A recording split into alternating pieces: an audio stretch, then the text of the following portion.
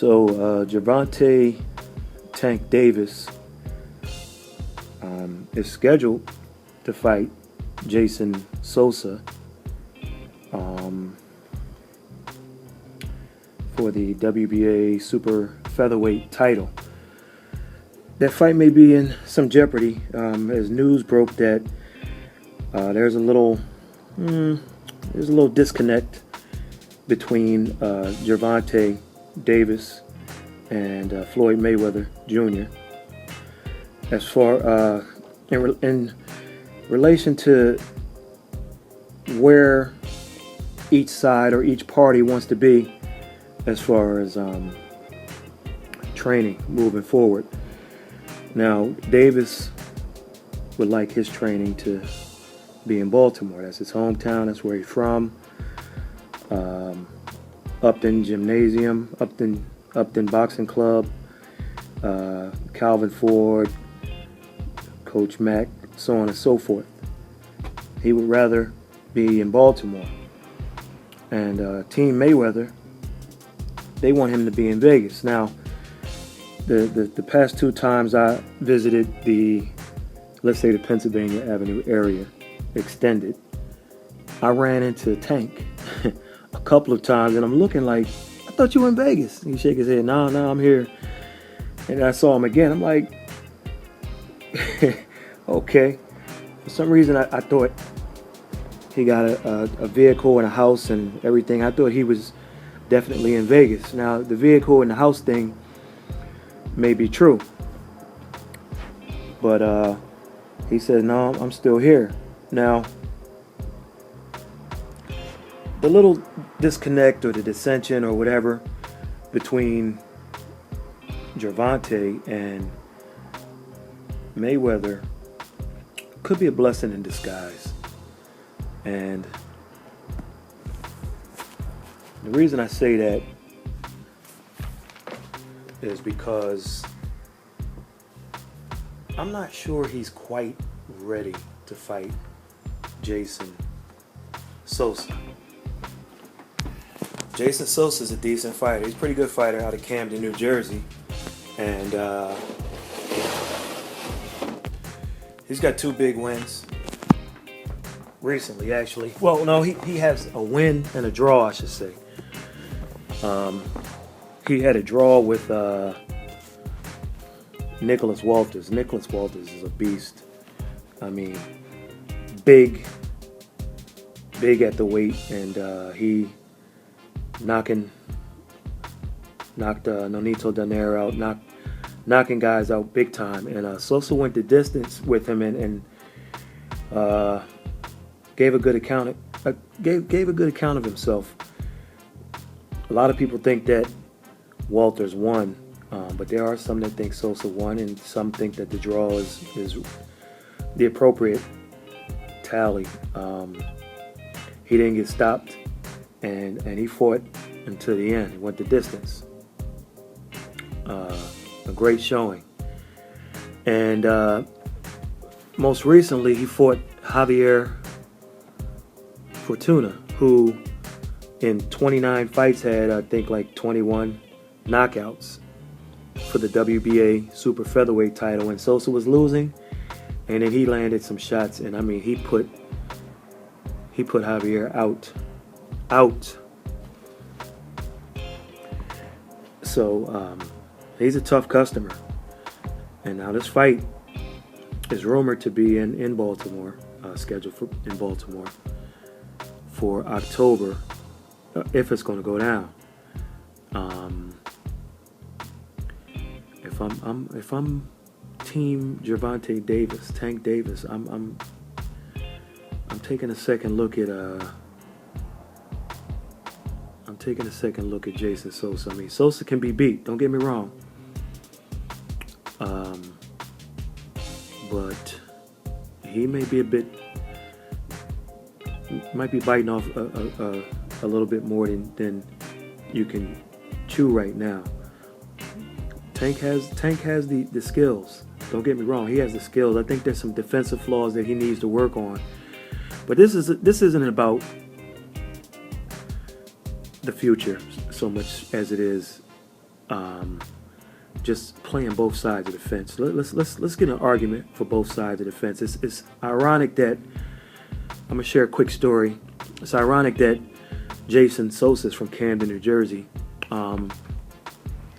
There was a great high school basketball player. I'm not going to say any names. People can connect the dots. Camden, New Jersey has had some great basketball players for many years. There was a great player, and he was, I say maybe since 6th or 7th grade, was like in the top 2 or 3 players all into his senior year in high school, where he was number 1 on most polls. And he went to college, had a short college career, and then he went to the NBA, and he fell victim to some injuries, and one was very serious injury, and he was out of the NBA for a while.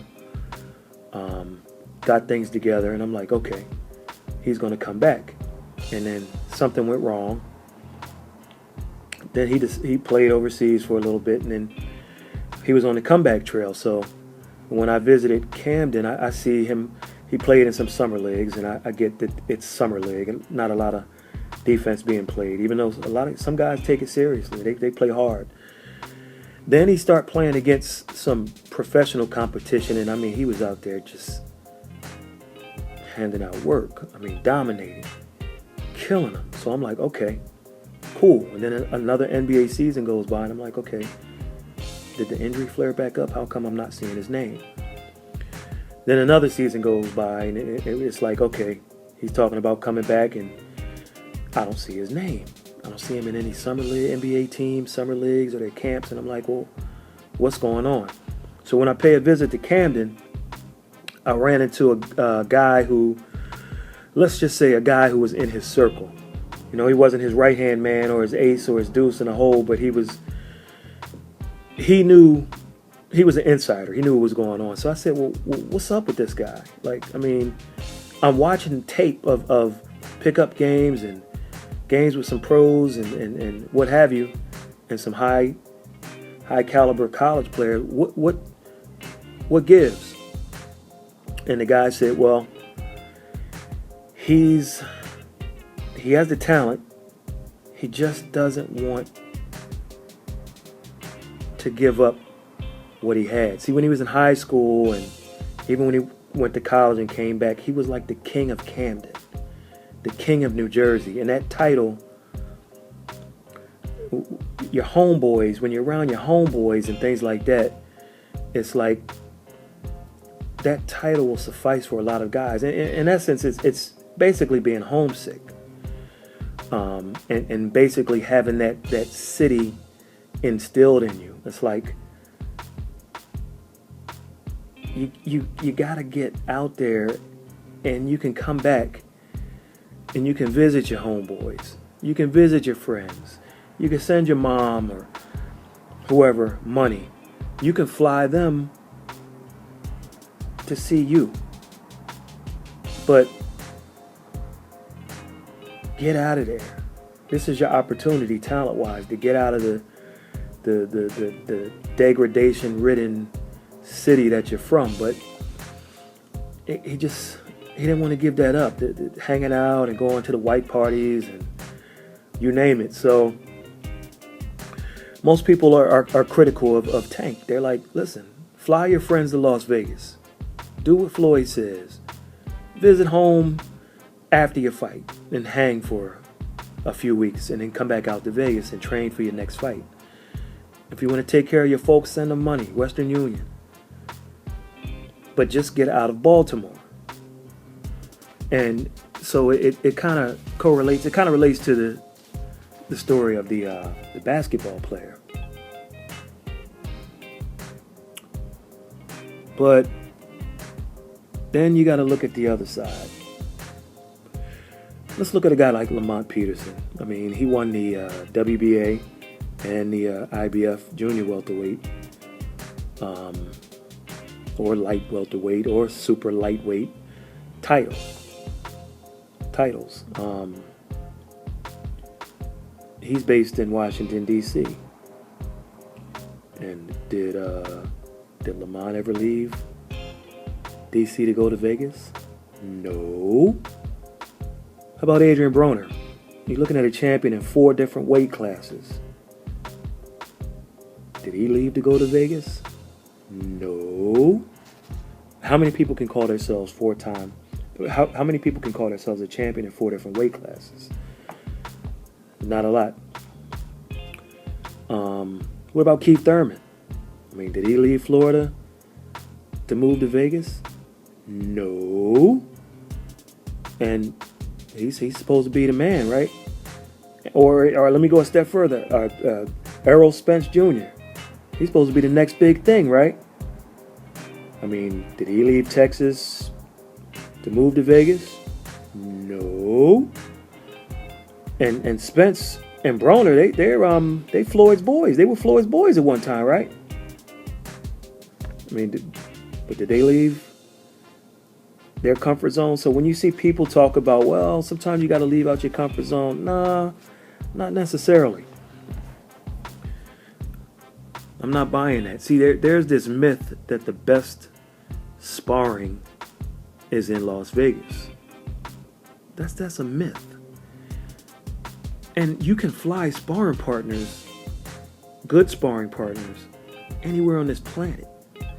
You don't have to be in Las Vegas. If anything, Los Angeles probably has better sparring than Vegas. I mean, and let's go back to Broner. When Broner prepares for his fights, what does he do? He comes to Tank's neck of the woods, Washington, D.C., to get some very good sparring with those Peterson boys and some other folks. I think Austin Trout even came to D.C. So you can look at it either way. Everybody thinks it's just an open and shut case, and they call Gervonta a dummy or Tank a dummy. The way boxing was set up, the promoter is supposed to work for the fighter, not the other way around. And that's no knock on Floyd. I mean, the game is the game. I mean, do you ever have the feeling that Bob Arum is working for Timothy Bradley? No. And speaking of, let me not just make this a Al Heyman thing. I mean, Terrence Crawford, one of the best guys out there, certainly in the top 10. He should be moved into the top 10. I would put him in the top 10, I guess, right now, pound for pound. Did he move to Vegas? No. So everybody looks at Floyd Mayweather Jr. as the money man and say, well, Gervonta needs to listen to him. Well, Gervonta is an Al Heyman guy also. Will there ever be a rift between Al Heyman and then the Mayweather Promotions thing? Well, it's possible. It's possible. So this is just something that these guys will have to work out. But I don't think it's just an open and shut case and that the kid's dumb because he wants to be at home. At the same time, there are some things that I won't mention on the inside that would suggest maybe leaving Baltimore, but you can't. It's his call to make, and it's their situation to work out.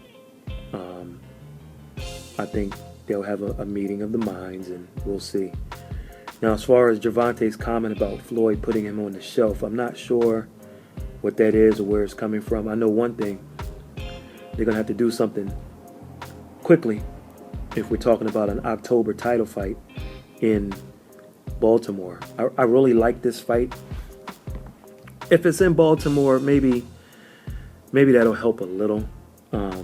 But I just think it's just a little too early. Maybe after a couple of more fights for him to take on Sosa at the same time, because you're under that name, that Mayweather Promotions, and because this is a voluntary defense for Sosa. Who knows? Maybe they reached out and said, let's do it. I don't know. Either way, I expect nothing but fireworks in this fight. A very compelling, very entertaining matchup, to say the least.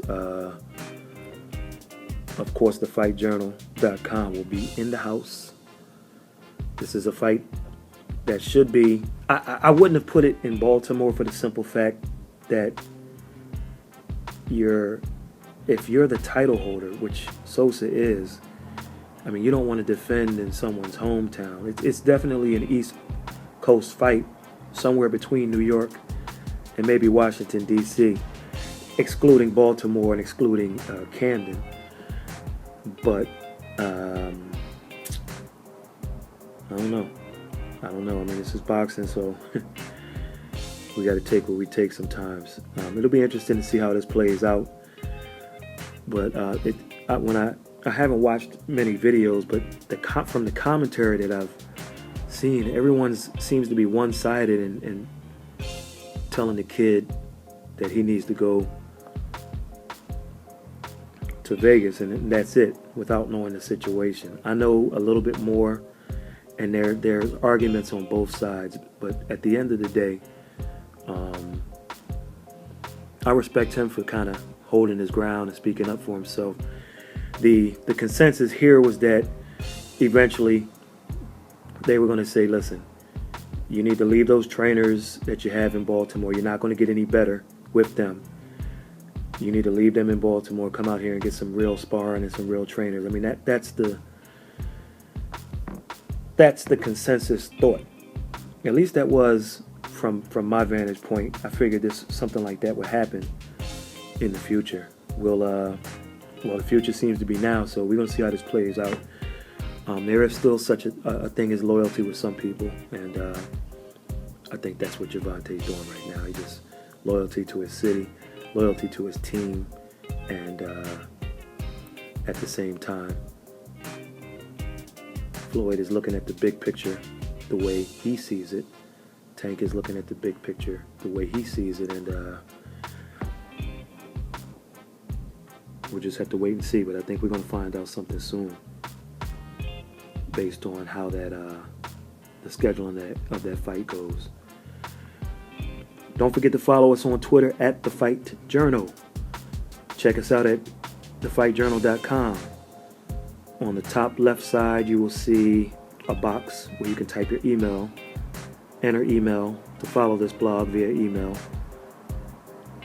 You won't have to go looking for us then. Once you enter your email, everything that we put on wax, whether it's video, audio, a story that we do, article, interviews, it'll come directly to your email. Also, please subscribe to our YouTube channel. Just select the subscribe button. It's free of charge. We don't ask for any donations. We appreciate subscriptions as well as comments. And for the latest entertainment, hip-hop news, interviews, so on and so forth, DPG Uncut TV. They're our friends. Make sure you follow them on Twitter and subscribe to their YouTube page also. We'll catch you on the next one.